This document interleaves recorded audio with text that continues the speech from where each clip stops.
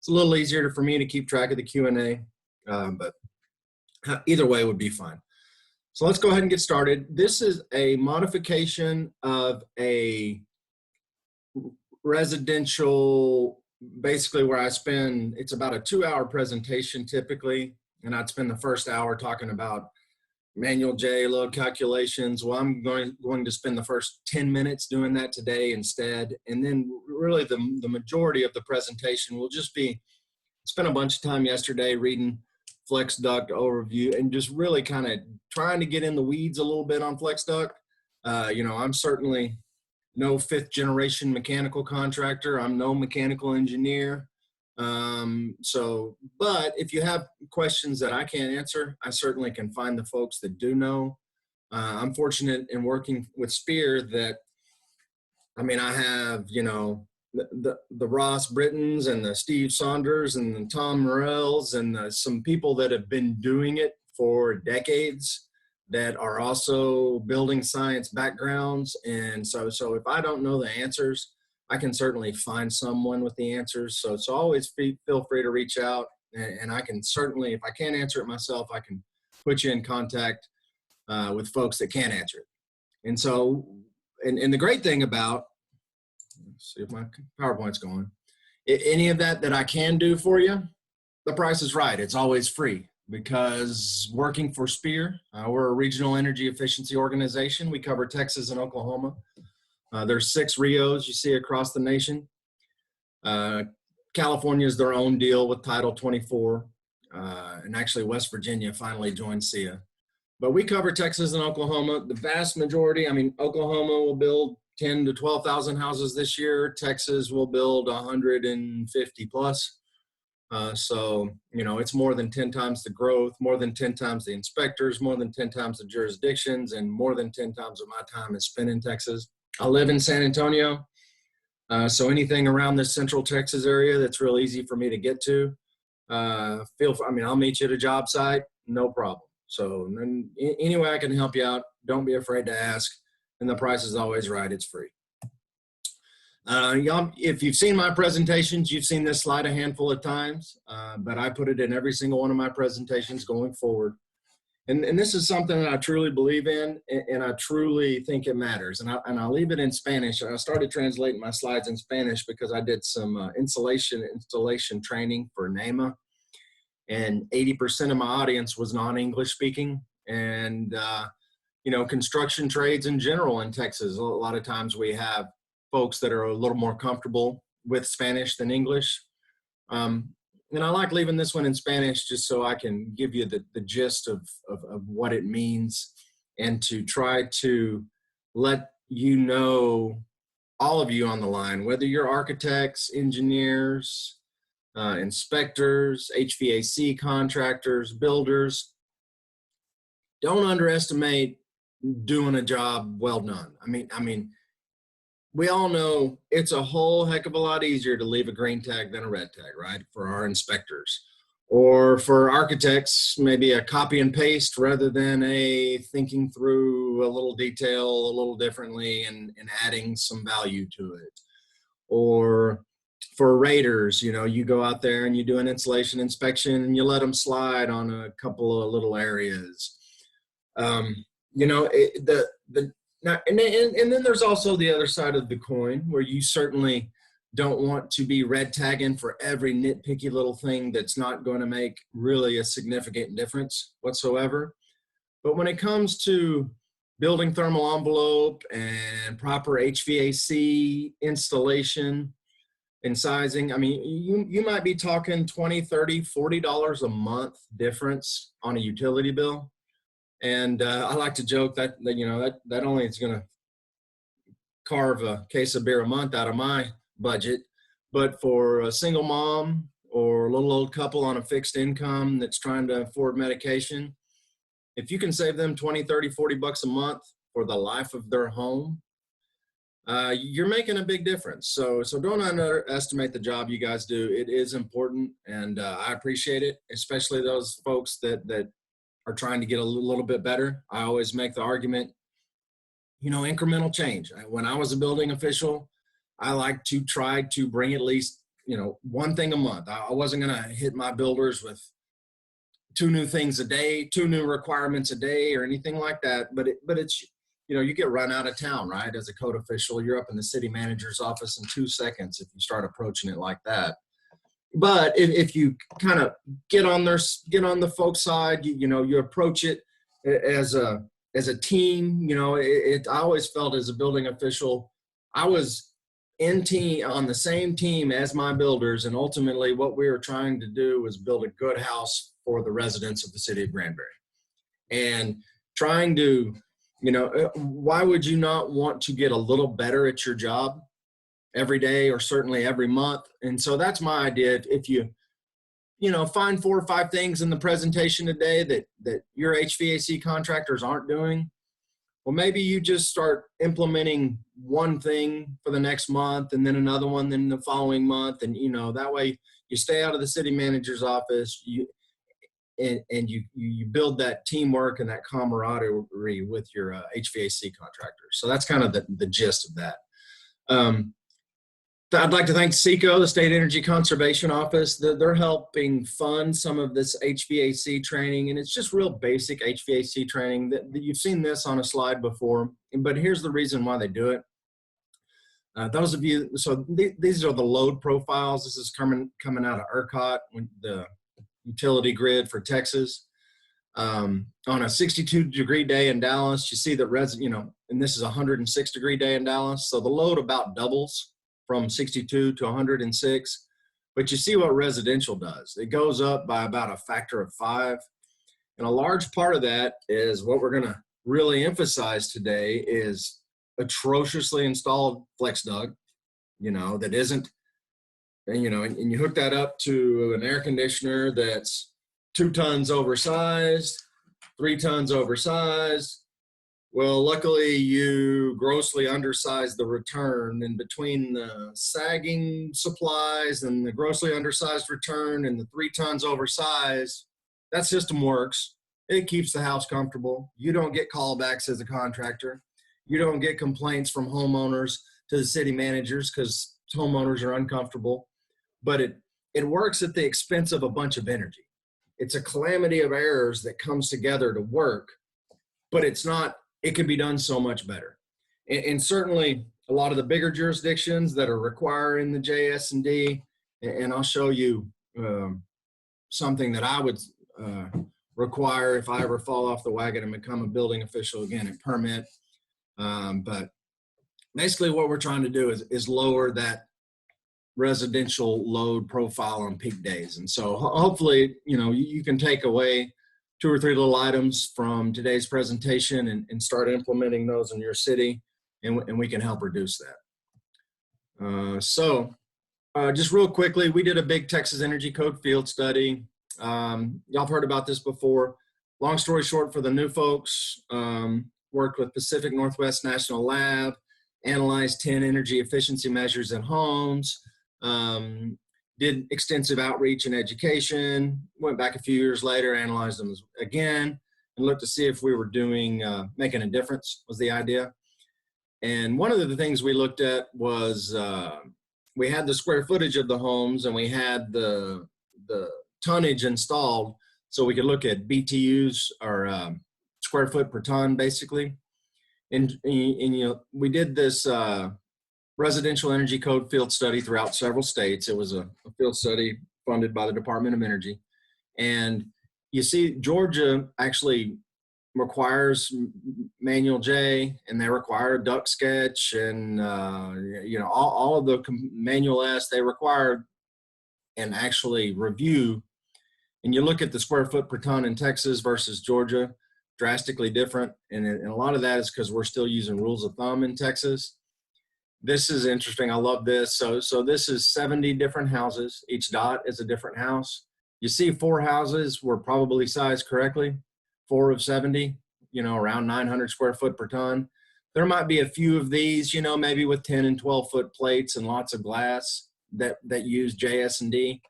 I can almost guarantee you that anything below about here did not. This is all some rule of thumb, or maybe they did, but they tweaked the design temperature. They did some tweaks. And then this house right here, I like to joke, is there's 260 square foot per ton. They size that thing for the 4th of July party. Works great on the 4th of July party, grossly oversized for the rest of the year. And we'll talk about why. I got a quick little 90-second video I'm going to show you right here. My video editing and embedding in PowerPoint expertise is not what it should be, but I think this is a really good, simple, and it's about 90 seconds long or so. It's part of almost an hour-and-a-half video on our YouTube channel. Please subscribe to our YouTube channel, by the way. The more subscribers we have, the better.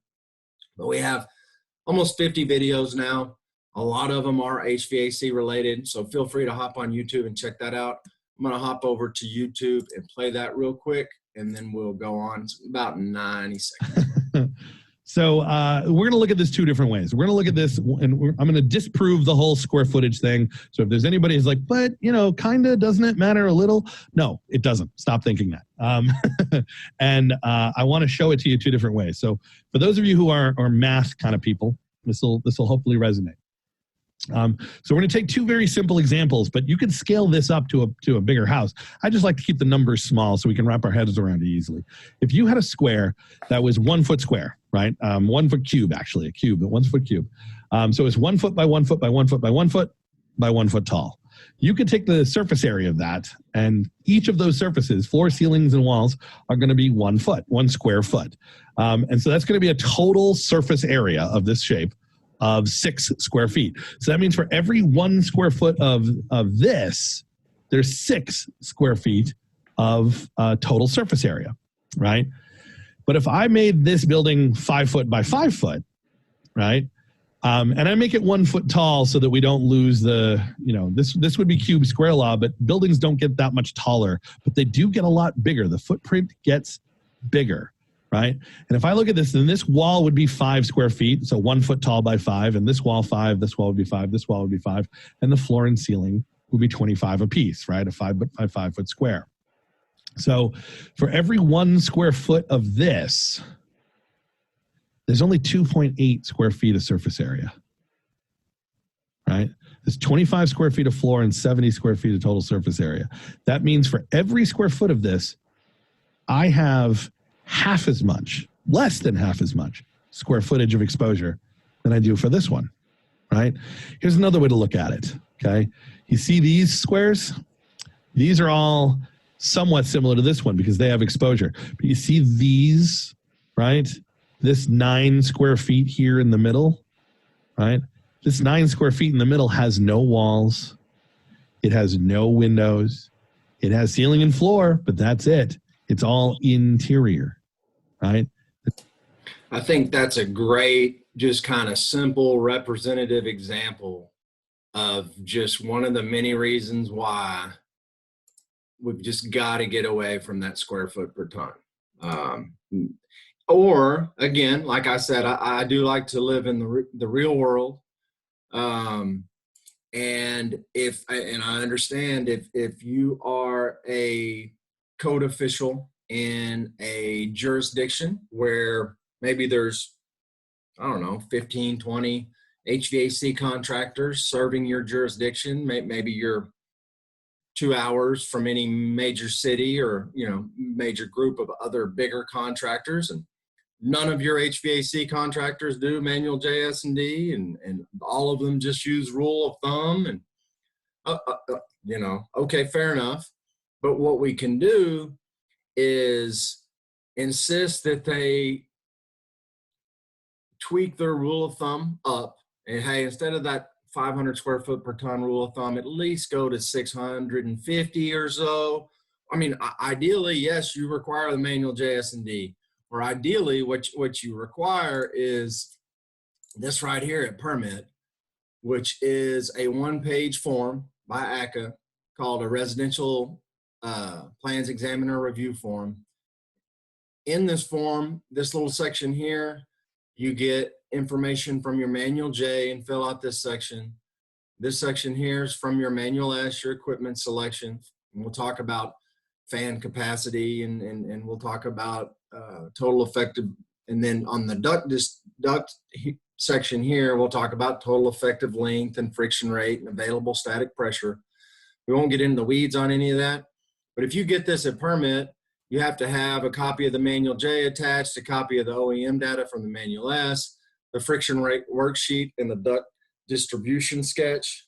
You know, and it's that worksheet that processes the equipment manufacturer's performance data, you know, and the effective length worksheet output. It's really the heart of the Manual D procedure, as it demonstrates or not that the blower performance is compatible with the attributes of the duct systems design. But again, you know, little jurisdiction, 20 HVAC contractors, you're not getting into those weeds. You don't have the political clout or will to make those significant of changes. Again, so let's at least get them to bump up the rules of thumb, and they'll be able to do that. You can make them feel comfortable in being able to do that by, especially if you're on the 2015 Energy Code, you know, just by conversation. You know, in those smaller towns, you typically know the contractors, so you can have those conversations with them, and you can say, well, you know, you've been doing 600 square foot per ton for 20 years now. You know, you've been in the business 20 years. You've been doing that 20 years. Oh, well, have you seen that the windows have gotten better in homes in the last 20 years? Oh, you have? Okay. Have you noticed we're doing R38 instead of R30 in the ceilings now? And what about all those can light penetrations? Now those are all insulation contact airtight cans, where even if you're in a smaller jurisdiction that it's not enforcing the blower door and duct blaster test.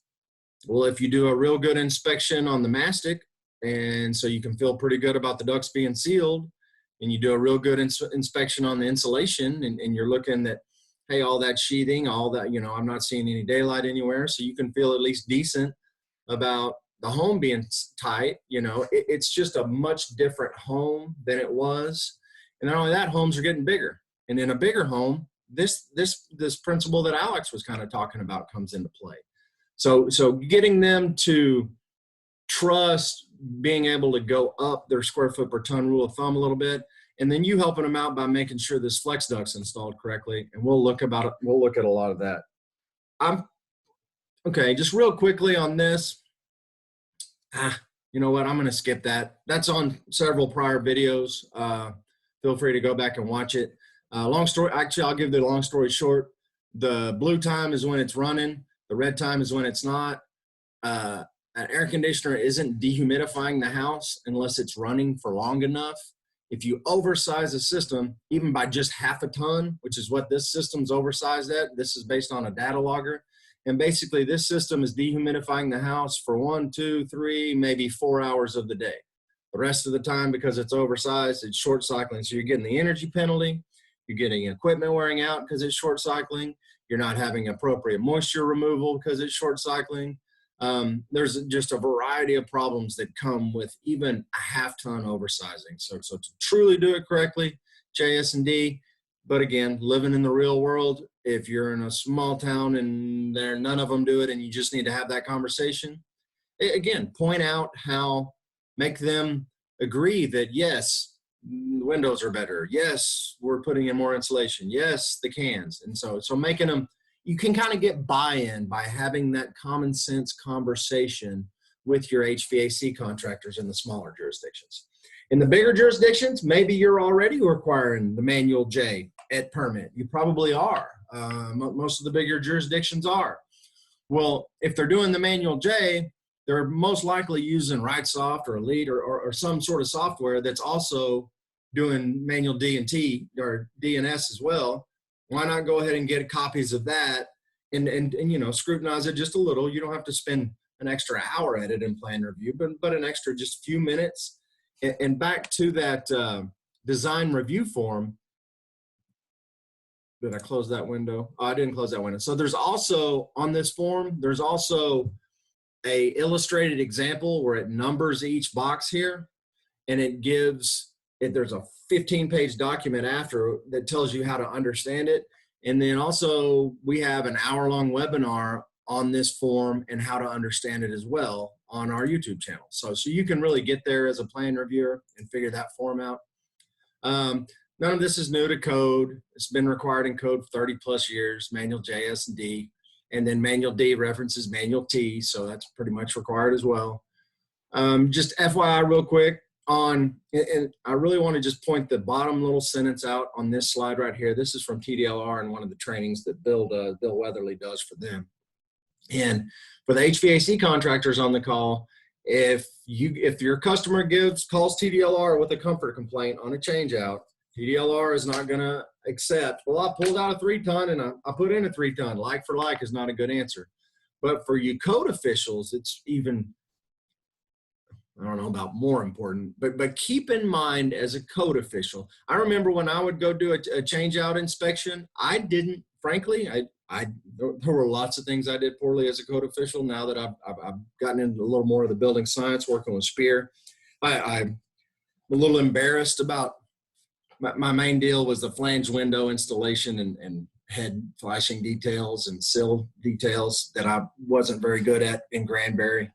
But another thing I didn't do that keep in mind as inspectors on an HVAC change out, if this house was built in, if it's built in the 70s or 80s, take a look at the windows and the insulation and the can lights, because there's a decent chance that the homeowners have either installed new windows, added insulation, or swapped out their can lights. And if so, like for like is really not a good answer, because it might have been oversized before. Well, now they're building thermal envelopes better, and now it's really oversized. So keep that in mind on change outs. And I would even, on a change out permit application for HVAC, I would have somewhere big and highlighted on there, like for like is not a good answer. Make sure and check for energy efficiency upgrades or something along those lines. So just keep that in mind on that one. So now to the meat of the conversation. Flexible wire Helix duct, as it's technically known, aka we all call it flex duct in Texas, which is the bane of airflow. That's for those of you that don't know, this is a comic book hero called Bane. I thought about getting a COVID-19 mask to wear to HEB that looked like that. I thought that'd be pretty funny. But we all know what flex duct looks like. Believe it or not, down in the valley, down in South Texas, yeah, they don't even use flex duct. There's still all those HVAC contractors down there, and 9 out of 10 new homes, it's duct board. They're still old school down there with the duct board. But everywhere, gosh, Pleasanton north or even north of that, I mean, Corpus north, the rest of the entire state of Texas, flex duct is the predominant material in new residential construction. We all know. So just take a look at this jacket here. Obviously, we've got a vapor barrier. Typically, we're looking at R8 as a minimum requirement. You can trade down to R6 if you use the performance path in the energy code. But if I don't have performance path paperwork at the inspection, I need to see R8 because I have to assume prescriptive, and you're not allowed trade-offs on that in the prescriptive. We need the big part here, make sure we get this plastic liner attached and mastic to our boots and to our plenums. And then we want so you can just see right here how this metal helix is creating ribs. Well, this 25 foot of flex duct comes in squished down to about less than 2 foot. So all that squished down, it's got to be stretched out. And we'll show some slides about the importance of getting that stretched out. I was doing some reading yesterday and actually it made it through the committee when we're talking about code development process. I know IAPMO and the Uniform Mechanical Code, if I'm not mistaken, made it a code proposal, made it through the committee. I don't know if it actually made it into the code or not, but to eliminate flex duct to 5 foot runs or less. So that, and it's not that flex duct can't work. It actually can be a good product, but it really, the attention to details to installing it correctly really matter a lot. And you code officials that aren't making them stretch it tight, that are letting them get away with just kind of letting it sag a little bit or using a 25 foot piece and when they needed to cut 5 foot off and make it 20. We're going to show some slides and we're going to talk about, I mean, it takes very little, doesn't take any more money, doesn't take any more labor skill, and it just takes a few more minutes to install flex duct correctly. Even if, again, I mean, ideally you have a manual D and you have a duct distribution sketch and you're doing it 100% by the book and you know exactly, okay, the air handler is going to be here and this flex duct runs here and it's a 10 inch that goes to this room. Well, the vast majority of jurisdictions aren't getting that level of detail on their plans. And speaking of that, I do want to go ahead and launch a poll here. So I'm curious if you get a copy. So for the inspectors on there, do you get a copy of the duct design at plan review? I'd be curious. I'm guessing the vast majority do not, but so don't feel bad if you don't. I mean, we're not. Yeah. That's kind of what I was guessing. Yeah, it's about 80 to 90% do not get a copy of the duct design at plan review.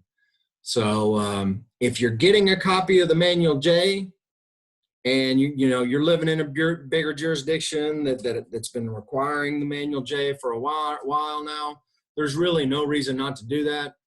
If you're in a jurisdiction, that smaller jurisdiction that I mentioned, 2 hours from a big city, 20 mechanical contractors, none of them do it. Well, a duct design that wasn't based on proper equipment selection and a proper load calculation is a waste of time, and that would be foolish. So let me see if I can move to the next poll. Let's see, end polling and share results. Yeah, so 80%. Stop share results. Let me see. I've got one more here. Poll 2. There we go.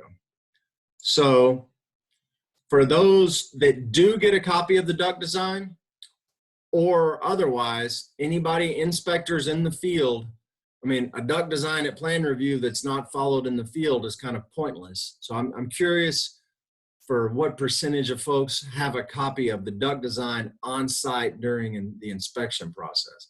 So it's about the same. So that's in larger jurisdictions with decent budgets and good leadership and, support from city management. They can do these things. And why in the world wouldn't you get it? I mean, if I was a mechanical residential inspector, wouldn't I want to know that, oh yeah, the master needs 2 8-inch ducts, and I'll look up 2 8-inch ducts, to be able to have that kind of paperwork, pretty handy. So yeah, it was the same deal, about 80-20 on that. So let's go ahead. I'm gonna minimize that and let's keep going here. So what is required on flex duct? Well, this is a section just right out of the mechanical chapter of the IRC, which is of course what we're using to govern this. And basically, hey, shall be installed by the provisions of this section and Manual D. Obviously, we always know the manufacturer's installation instructions or other approved, and we noticed approved is in italics. Well, when you look at the definition of approved in the IRC, and the definition of approved is acceptable to the building official.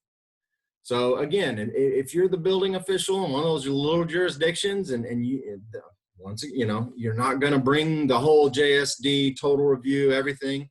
Well, again, I encourage you, what is acceptable to you, to raise the bar a little bit, to have that conversation. So that kind of goes back to that.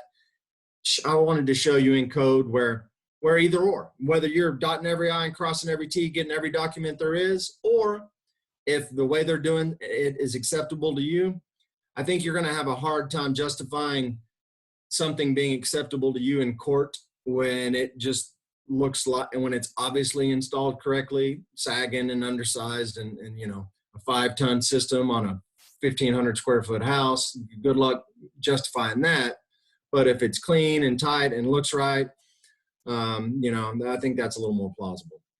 I'm not going to read these, but just kind of to give you an idea, the next few slides, I'm going to kind of let you read at your leisure as I slowly go through them. This just kind of some prerequisites before you get into the Manual D. Obviously, we need load calculations, but the big deal is, this Manual S, this matching up the blower's performance with our total effective length, our static pressure, pressure drop, all these things that we're looking at, And basically, this Manual D procedure, you're going to use your effective length worksheet to identify the longest circulation path. It's basically, that's the path that's going to have the most resistance to airflow, and to calculate the total effective length for this path. That's kind of step one.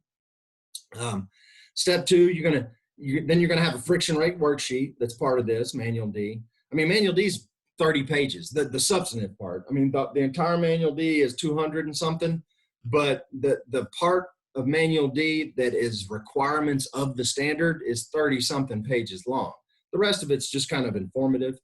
So, but part of that is required is that friction rate worksheet, which would be step 2. You're going to use the top portion of the friction rate worksheet to calculate the available static pressure, right?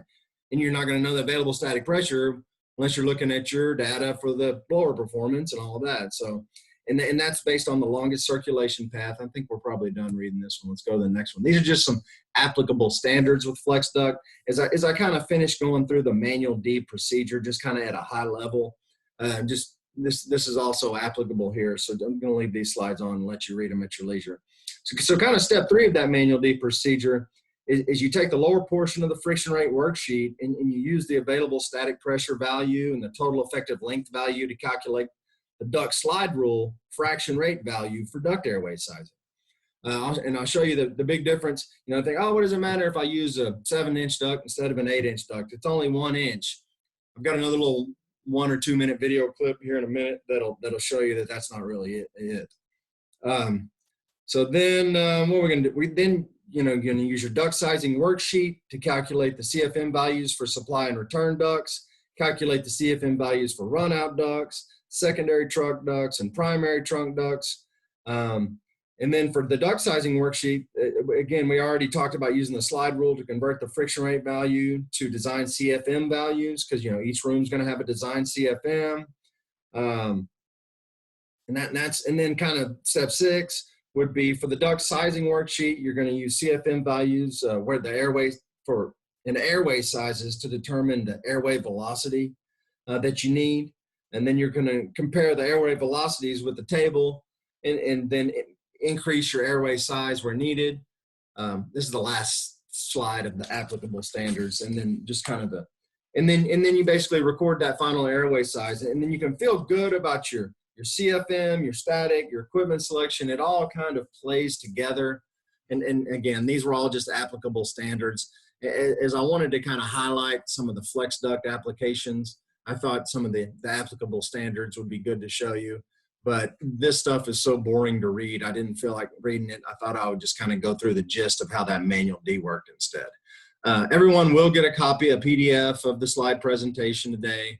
So anyway, so why not use some best practices? You know, if we're not going to do JS&D 100% by the letter of the law, and obviously this is a play on the word why, but let's look at some best practices for flex duct. It's basically this next section.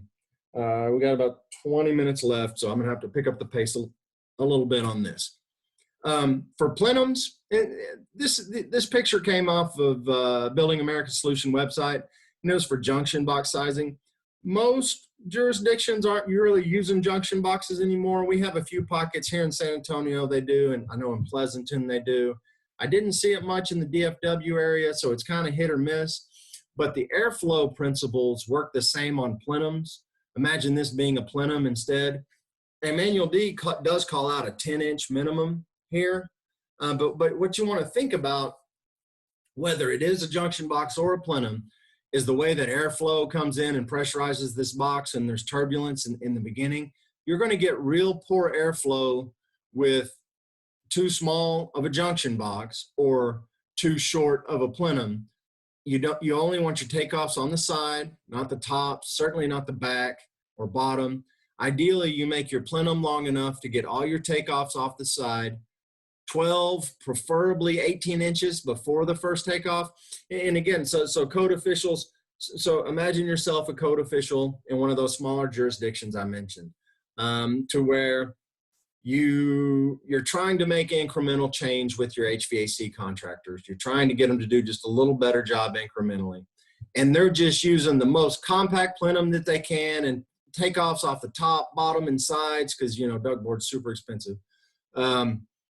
You know, hey, let's get at least 12 inches before that first takeoff and make that plenum bigger. Well, I've always done it this way. Yeah, I know. And that's why you've had to oversize your equipment. And that's why, you know, we're going to try to get incrementally better. Well, show me where the code says that. Well, the code doesn't necessarily say that. This came from some research done from Ibicus, if I'm not mistaken, and they looked at all these airflow dynamics, and it's a best practice to go at least 12 inches, preferably 18. Manual D reference is 10. Preferably, you've got a 12-inch buffer back here at the back as well without takeoffs, because you'll get a little bit of turbulence in the back, you get turbulence in the front, and you're going to have smoother, more laminar airflow that doesn't increase static pressure as much if you do it this way. And you're just like, okay, well, you're right. Code doesn't say that. But what code does say is manual D. So show me your duct distribution sketch, you know. So that there's always that. That's how I would come back. If you are in a jurisdiction that's still using junction boxes, you want your sort of rule of thumb, best practice, you want your longest takeoffs at the back of the junction box. Technically, triangular junction boxes should have no more than 3 takeoffs.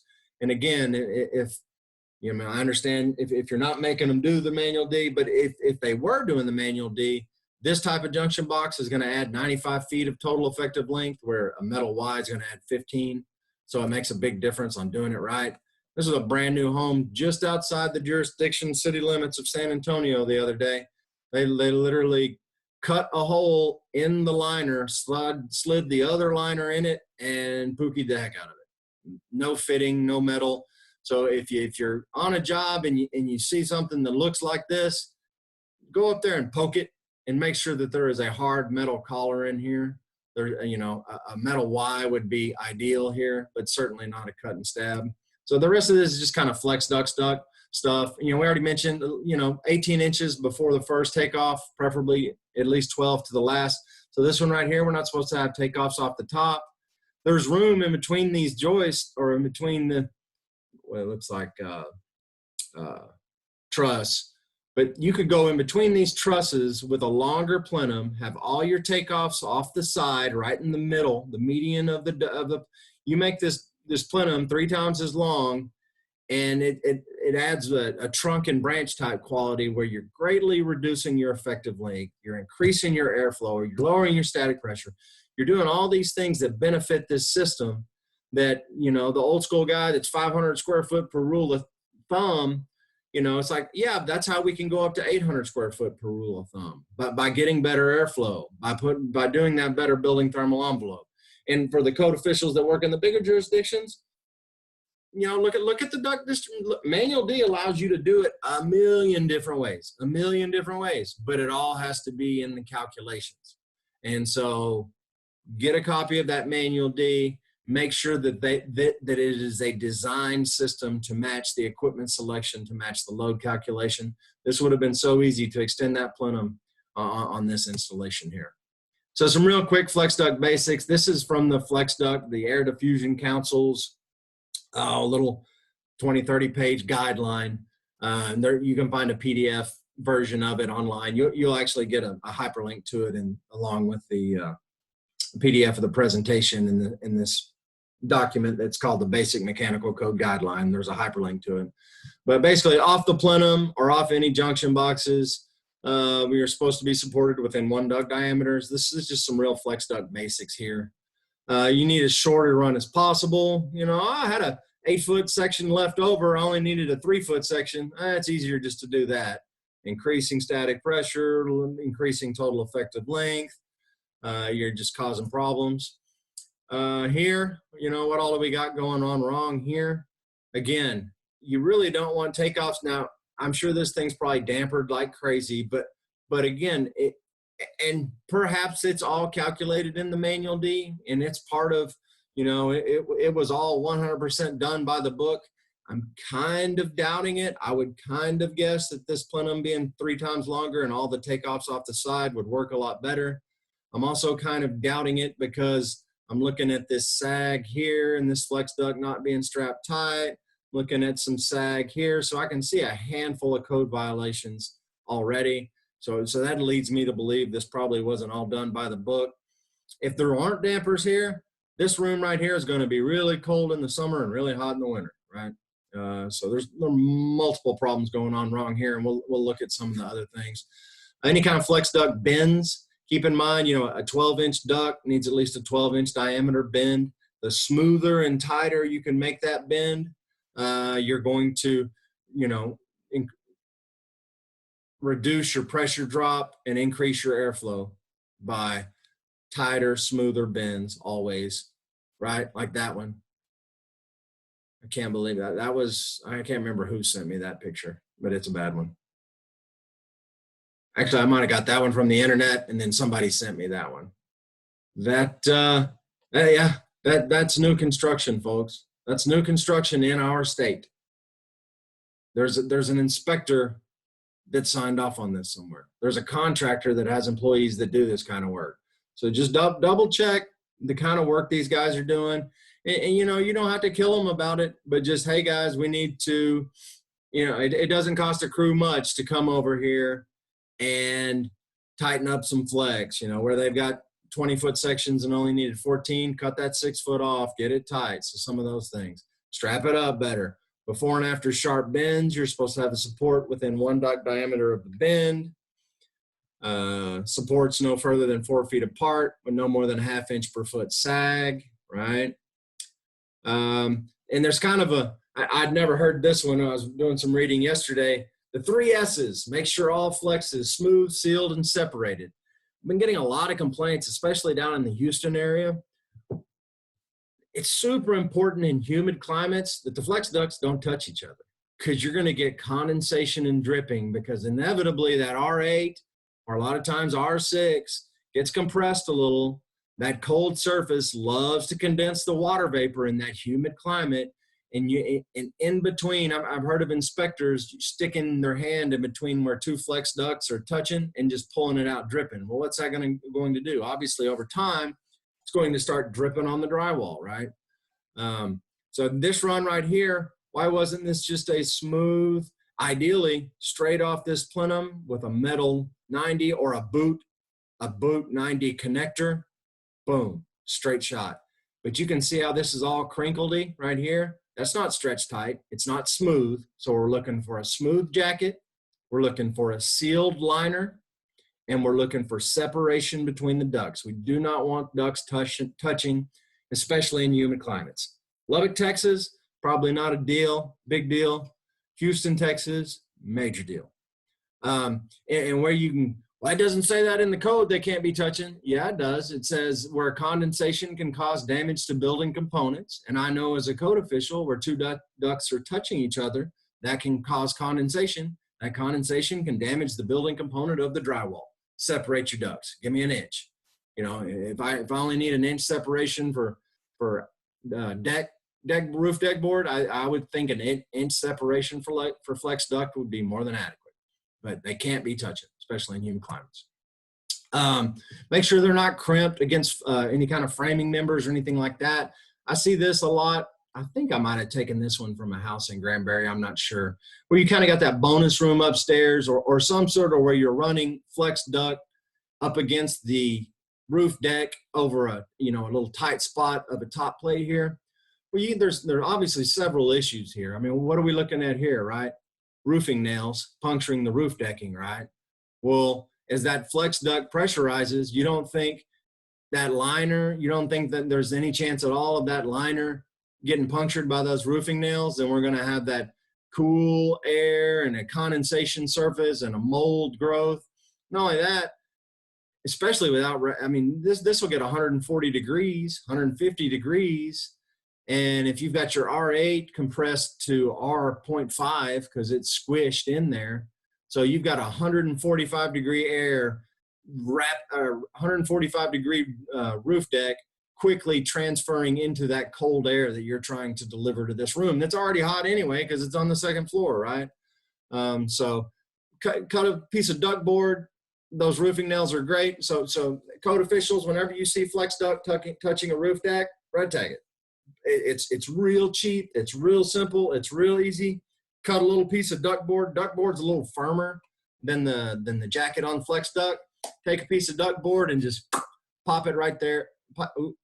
Pop it right there, and the nails will hold it in place. And then you can put your flex duct through there. So why does it matter if we fully extend it? This is again from the Air Diffusion Council's handbook.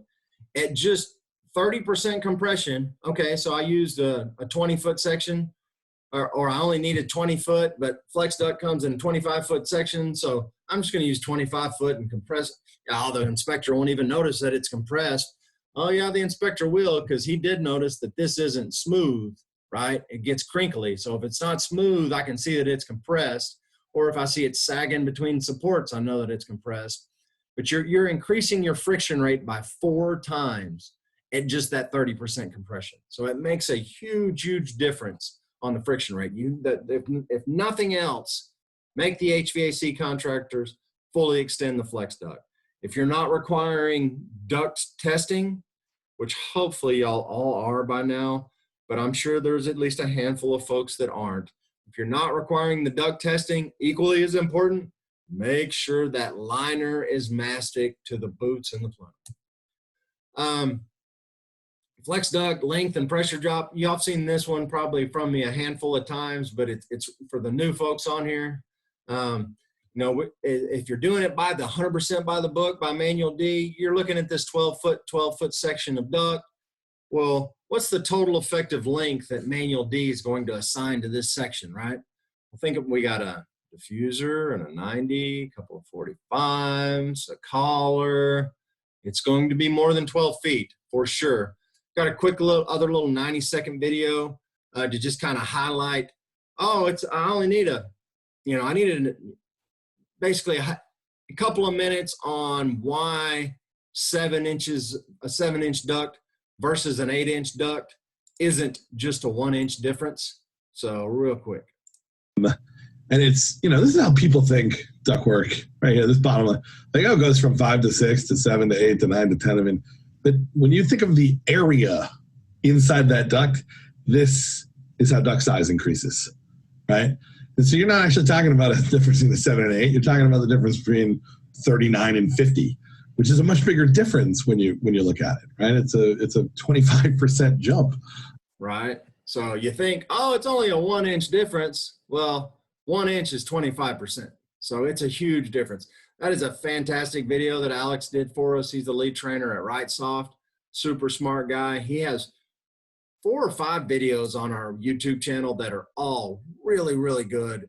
And man, he's just got a great software product. And he just, those have been my favorite webinars I've done. I've learned more from his webinars than any. He does a great job. And if it's a little bit too in the weeds, we do have some other ones that aren't quite so technical. So you can really find what you want on with regard to those. So let's keep going here. So we talked about that. Well, what is the total effective length of that run? And why do we need to size all this correctly? Well, manual D is going to assign 10 foot for a bend, and a 90 is 20, couple of 90s. What are we looking at? A couple of 45s.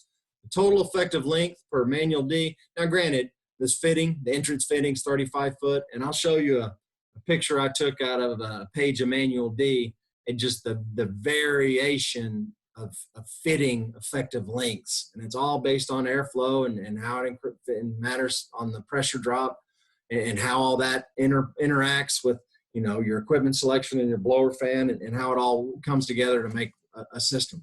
Here it is here. So look at the effective length differences of these different fitting types, we might see a bunch of this type or whatever it is you're seeing in your jurisdiction, but some of them, I saw one of them 100 feet, I think I almost saw, and then some of them as short as 10. So it can really make a big difference on the supply, on the fittings that the contractor chooses.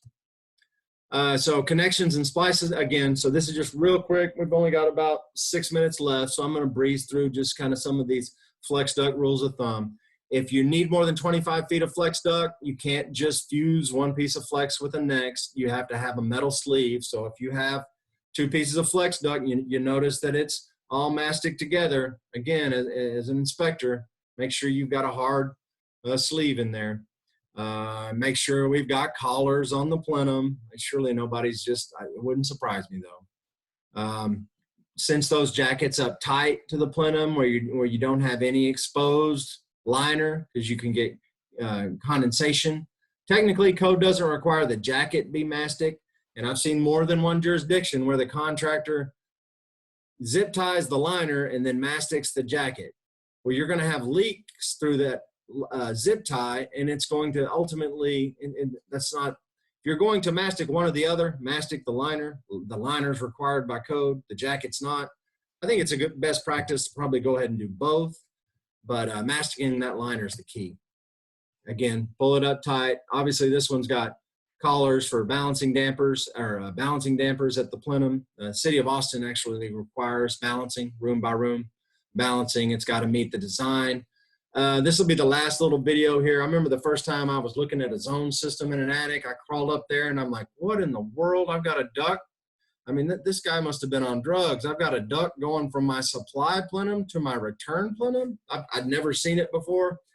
And we've got a whole webinar on this. ACA has a zoning manual, ACA Manual ZR.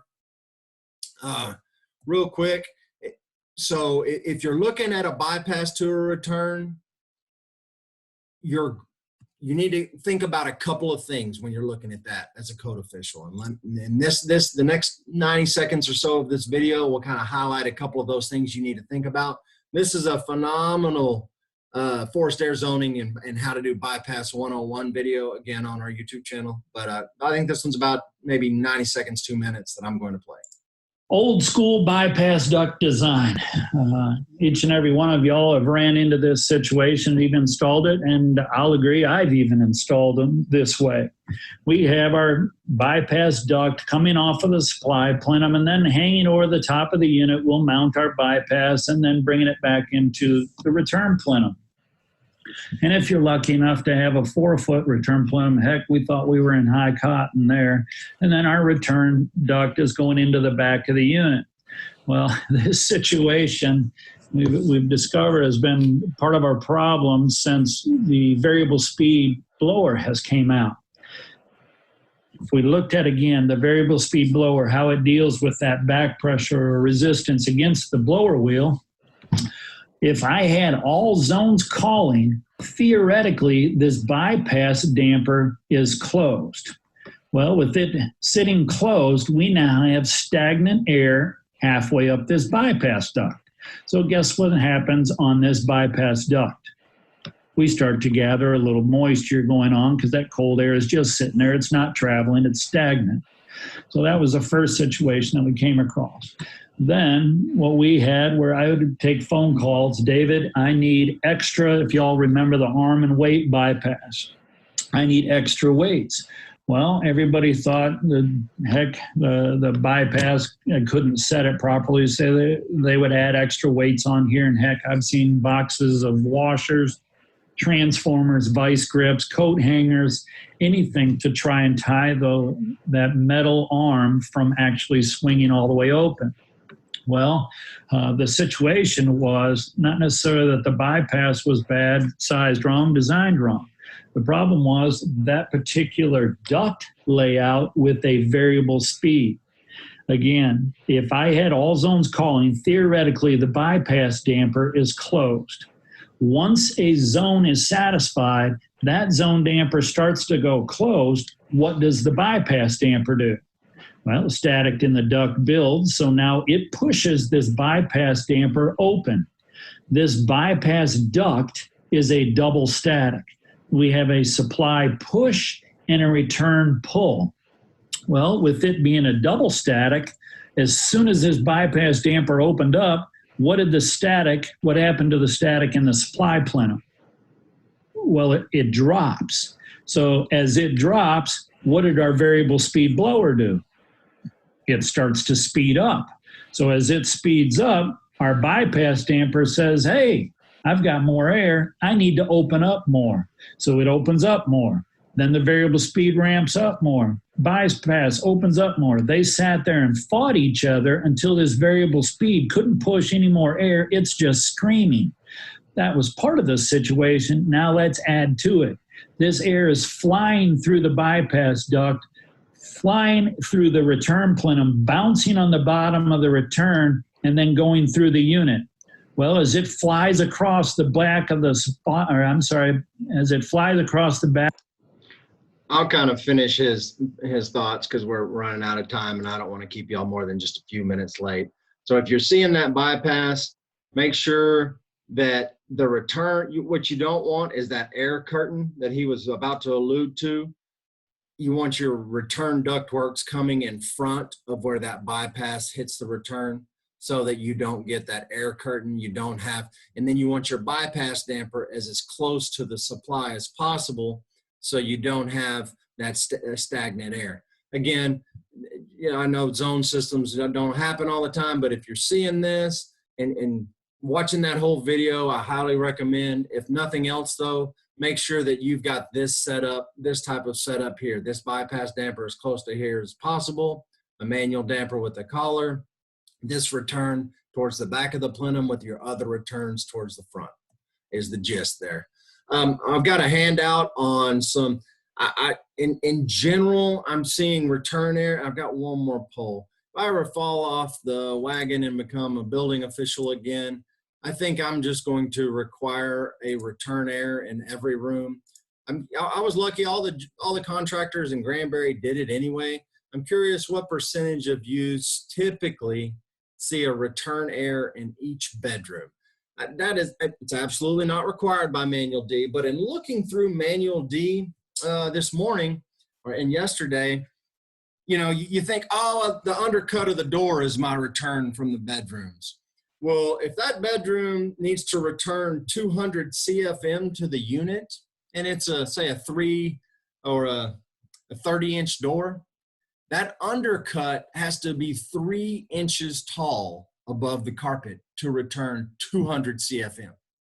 So the undercut, that little 1/2 inch, 3/4 inch undercut, you're not even returning 60 CFM. And the undercuts typically are grossly inadequate. Wow, the vast majority do not see 83% do not see a return air in each bedroom. I hope to be a building official again someday, just so I can, and we'll see how it goes. Of course, you'd have to have real good support from council, but in city management. But I don't know why in the world why you wouldn't have a return air in each bedroom. It's just not that expensive to do. It is a real hard thing to do to oversize your return. Yeah, 84% typically do not see a return air. Anyway, so that's really all I had on Flex Duct. In the handout, there are some return air strategies and rules of thumb and things of that nature. I'm going to go ahead and go to the end slide here, and where that's got my name for questions, because I want to be cognizant of your time. And a lot of those other slides were covered. There's a 2-hour video up here on our website before, and we're already 3 minutes over, and that was kind of the gist of it. And those return air things that I mentioned, those are all available on the handout that you will get after this. And I see 0 questions. I'll give it another second or two for if any questions come in. Certainly if you think of something later, just shoot me an email. I tried to add some new stuff on Flex Duct and kind of change this up a little bit. Hopefully I added a little something that'd be valuable to you. If nothing else, hey, that door undercut for return air, yeah, you for just 200 CFM, you're looking at a 3-inch cut. So thanks for joining me, everybody, this morning. You guys have a great day, and we'll talk to you. We have another webinar coming up on Thursday about COVID-19 and the ASHRAE guidelines. Shoot me an email if you have any questions. You guys, we'll talk to you in a couple days. Have a great day. Thanks, y'all.